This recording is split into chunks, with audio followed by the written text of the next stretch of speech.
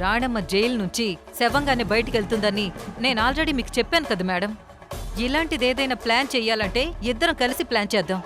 ఆ ప్లాన్ ఎలా ఉండాలంటే ఆ రాణమ్మ ప్రాణాలతో మిగలకూడదు, అలాగే మనం కూడా దొరకకూడదు. అలా ప్లాన్ చేద్దాం, ఓకేనా?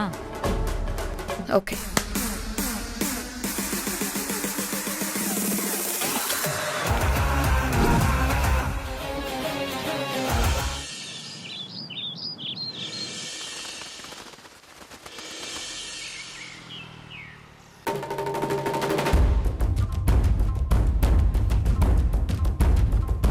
లక్ష్మి, నీ గురించి నాకు కొన్ని వివరాలు కావాలి. మీ అమ్మా నాన్న ఎక్కడుంటారో చెప్పు.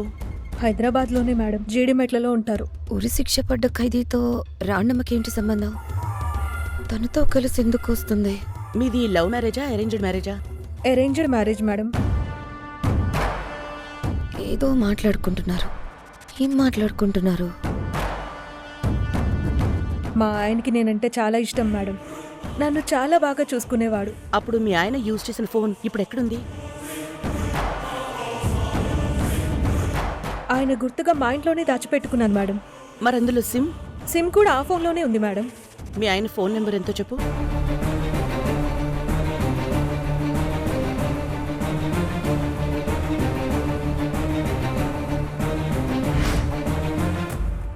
మీ ఆయన మెయిల్ ఐడి నీకేమైనా తెలుసా? తెలుసు మేడం. చెప్పు.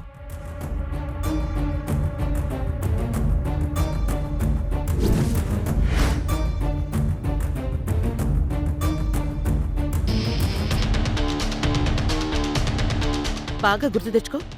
మీ ఆయన ఆ కృష్ణ గురించి ఏదైనా తప్పుగా చెప్పేవాడా? లేదు మేడం,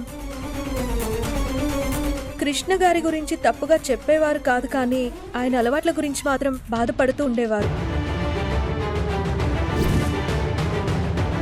ధర్మతేజ గారి తర్వాత ఆయన సామ్రాజ్యం ఏమైపోతుందోనని తన అలవాట్ల గురించి ఎప్పుడూ చెప్తుండేవారు.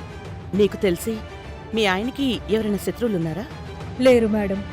ఆయన ఉదయం 9 గంటలకు ఆఫీస్కి వెళ్ళిపోతే సాయంత్రం 6 గంటల కల్లా ఇంట్లో ఉండిపోయేవారు. బ్యాడ్ హ్యాబిట్స్ అంటూ ఏం లేవు.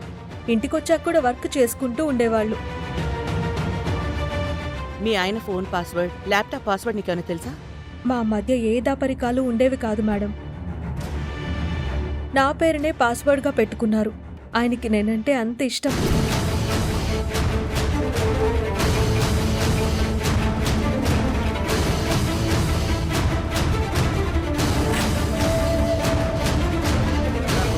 చూడు, నువ్వెన్నైనా చెప్పు,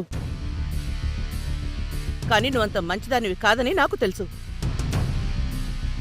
నీకు ఉరిశిక్ష పడ్డమే న్యాయం. మేడం, నువ్వెంత బతిమాలినా నీకు క్షమాభిక్ష లేదు. మేడం. వర్ష,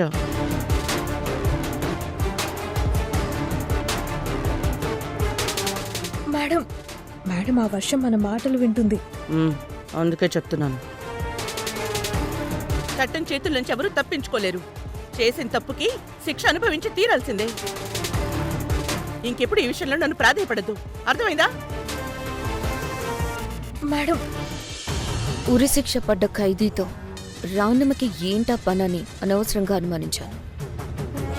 నేను టెన్షన్ పడ్డట్టు వాళ్ళ మధ్య ఏం లేదులే. కానీ రాణమ్మ, నా నెక్స్ట్ లెవెల్ ట్రీట్మెంట్ వేరే ఉంటుంది. చూస్తూ ఉండు.